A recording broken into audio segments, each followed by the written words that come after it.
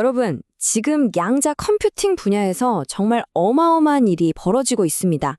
수십 년 동안 이론 속에만 또 실험실에만 갇혀있던 이 기술 있잖아요.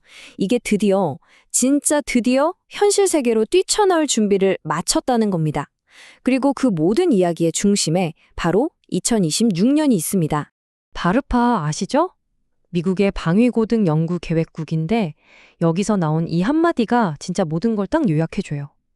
이제 뜬구름 잡는 소리가 아니라 진짜 손에 잡히는 무언가가 되고 있다는 거죠. 이론의 시대는 가고 이제 진짜 써먹는 시대가 온다는 그런 선언 같은 겁니다. 네, 바로 실행의 해. 자, 그래서 왜 하필 2026년일까요? 왜 이 해를 이렇게 부르는 걸까요? 이게 그냥 말만 그런 게 아니에요. 기업, 정부, 과학계, 너나 할 것 없이 모두에게 정말 중요한 전환점이 될 겁니다. 왜냐하면 이제 암호 체계도 바꿔야 하고 그 어렵다는 오류 문제도 해결의 실마리가 보이고 또 단순히 하드웨어 스펙만 보는 게 아니라 이걸로 진짜 뭘 풀 수 있는데 이걸 따지기 시작하는 말 그대로 모든 게 액션으로 들어가는 해거든요. 좋아요. 그럼 이 대단하다는 양자 컴퓨터 도대체 무슨 원리로 돌아가는 걸까요? 너무 어렵게 생각하지 마시고 딱 3가지 핵심 원리만 기억하시면 됩니다. 바로 양자역학의 마법 같은 원리들이죠. 첫 번째는 중첩이라는 건데요. 자, 우리 동전 던지기 한번 상상해 볼까요? 동전이 뱅글뱅글 돌아갈 때 이게 앞면이에요? 뒷면이에요? 모르죠. 앞면이면서 동시에 뒷면인 상태잖아요. 큐비트가 딱 그래요. 0도 아니고 1도 아니고 0이면서 동시에 1일 수 있는 거죠. 그러니까 양자 컴퓨터는 이 수많은 가능성을 진짜 말 그대로 한 방에 처리해 버리는 겁니다.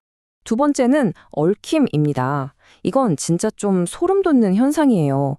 마치 보이지 않는 실로 연결된 쌍둥이 같달까요? 아무리 멀리 우주 반대편에 떨어뜨려 놔도 한쪽의 상태가 정해지는 순간 다른 쪽도 즉시 상태가 결정돼요. 정말 기묘하죠? 근데 바로 이 기묘하고 강력한 연결 덕분에 컴퓨터의 성능이 말도 안 되게 뻥튀기 되는 겁니다. 자, 마지막 퍼즐 조각은 간섭입니다. 중첩으로 온갖 가능성을 다 펼쳐놨잖아요. 그럼 이제 정답을 찾아야겠죠? 양자 알고리즘은 이 가능성들을 마치 파도처럼 서로 부딪히게 만들어요. 그럼 신기하게도 틀린 답들은 자기들끼리 부딪혀서 사라져버리고 오직 정답만이 더 크고 선명하게 떠오르는 거죠. 진짜 똑똑한 방법 아닌가요? 그러니까 핵심은 딱 이거예요. 우리가 쓰는 일반 컴퓨터는 비트가 0 아니면 1, 둘 중 하나만 선택해야 하는 외나무 다리를 건너는 셈이에요. 그런데 양자 컴퓨터의 큐비트는 0도 될 수 있고 1도 될 수 있고 심지어 그 둘 다일 수도 있는 엄청나게 넓은 광장을 마음껏 뛰어다니는 거죠. 이 근본적인 차이, 여기서부터 계산 능력에 어마어마한 차이가 생겨나는 겁니다. 자, 이제 이론은 충분히 봤고 실제 이걸 만드는 하드웨어 쪽으로 가볼까요? 지금 이 분야는요, 말 그대로 전쟁터입니다. 누가 먼저 진짜 쓸모있는 양자 컴퓨터를 만드느냐, 이걸 두고 전 세계가 엄청난 경쟁을 벌이고 있어요. 재밌는 건 큐비트를 만드는 정답이 하나가 아니라는 거예요. IBM이나 구글처럼 초전도 방식으로 가는 팀이 있고 퀀티누움은 이온 트랩이라는 기술을 밀고 있죠. 또 마이크로소프트는 위상 큐비트라는 약간 다른 길에 거의 모든 걸 걸었어요. 다들 장단점이 너무 뚜렷해서 아직 누가 이길지 아무도 모르는 아주 흥미진진한 상황입니다. 이 치열한 경쟁의 심판 역할을 하는 곳 중 하나가 바로 아까 말했던 달파예요. 달파가 아주 깐깐한 기준으로 이 기술들을 평가해서 2033년까지 진짜 쓸모있는 양자 컴퓨터를 만들 길을 찾고 있는 거죠. 지금 여기 이름 보이는 회사들 있죠. 아톰 컴퓨팅, IBM, 퀀티니움. 이들이 바로 현재 레이스에서 가장 앞서 달리고 있는 선수들이라고 보시면 됩니다. 와, 이 숫자 좀 보세요. 1180개.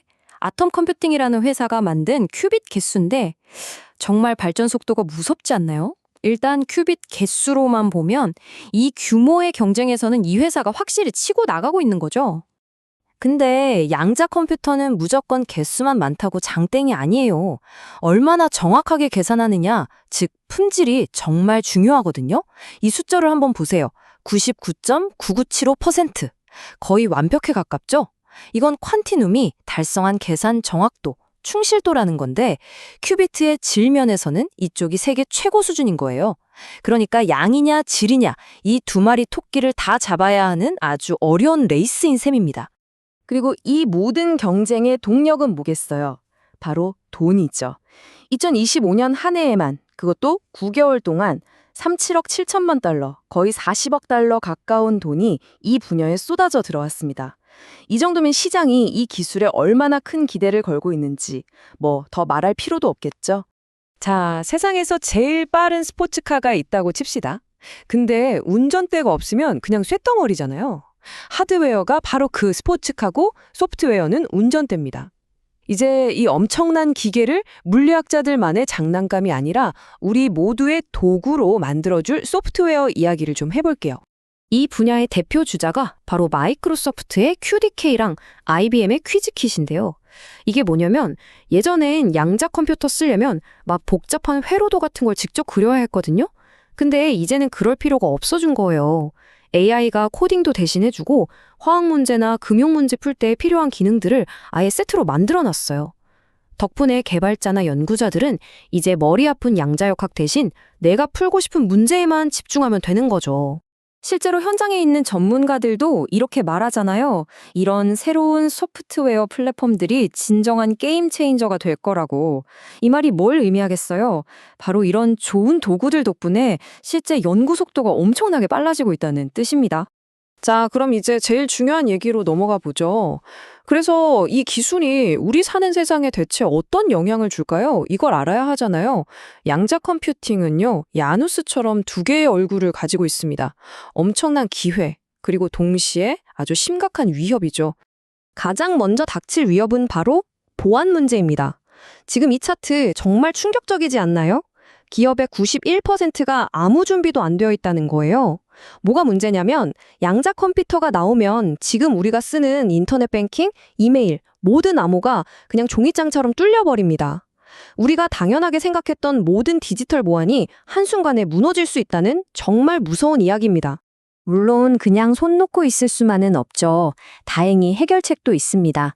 양자 컴퓨터로도 못 푸는 새로운 암호, 이걸 PQC 양자내성 암호라고 부르는데요. 이걸로 갈아타야 합니다. 2026년이 바로 이 작업을 시작해야 하는 해인 거예요.